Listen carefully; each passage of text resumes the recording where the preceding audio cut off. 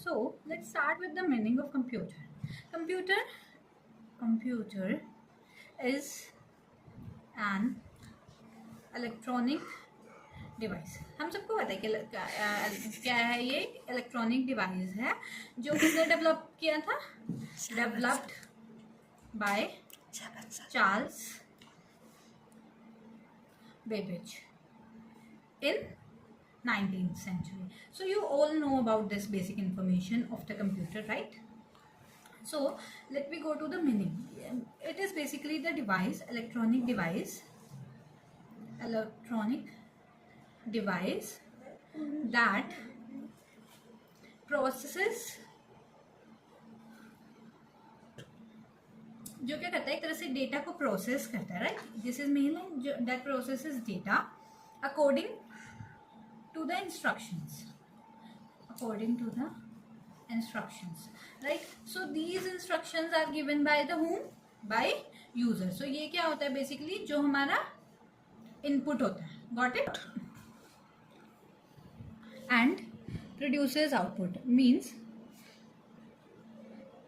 basically ये क्या करता है, input लेता है यूजर से, देन उसको प्रोसेस मतलब पहले वो स्टोर करता है, देन उसको प्रोसेस करता है जो इनपुट्स ले रखे होते हैं, और फिर क्या कर देता है, हमें एक आउटपुट दे देता है. सो आपको ये समझ आ गया होगा. अब हमें इससे ये पता चला कि कंप्यूटर के क्या होते हैं, 4 फंक्शंस होते हैं जो बिल्कुल उसके मेन होते हैं, राइट. सो अब हम उन 4 फंक्शंस के बारे में पढ़ेंगे. Input, processing, storage and output. ठीक है. सो इनपुट का मीन्स क्या होता है कि एक तरह से डेटा को रिसीव करना फ्रॉम यूजर.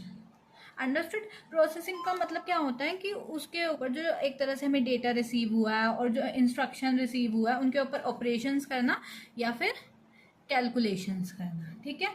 उसके बाद क्या करना, डेटा को सेव करना. जो डेटा एक तरह से हमारा प्रोसेस होके आया और जो इंस्ट्रक्शंस हमें दी थी, मतलब जो यहाँ से लेके यहाँ तक की दोनों चीज़ें क्या करता है, यहाँ पे स्टोर करके रखता है. ये दोनों कर सकता है, टेम्परेरी भी and permanent too. So display, और ये इसका आउटपुट का मतलब क्या होता है, एक तरह से डिस्प्ले करना रिजल्ट को. ठीक है. ताकि यूजर्स की जो भी डिमांड हो वो फुलफिल हो जाए. तो बेसिकली अगर आप कोई भी मशीन देखेंगे तो उसका यही काम होता है कि पहले वो यूज़र से इनपुट ले, मतलब डेटा इंस्ट्रक्शंस दोनों ले, देन उसको प्रोसेस करे, देन स्टोर करे और उसके बाद एक आउटपुट रिटर्न कर दे, right. So that's all for today and please let me know in comment section, do you want the notes also.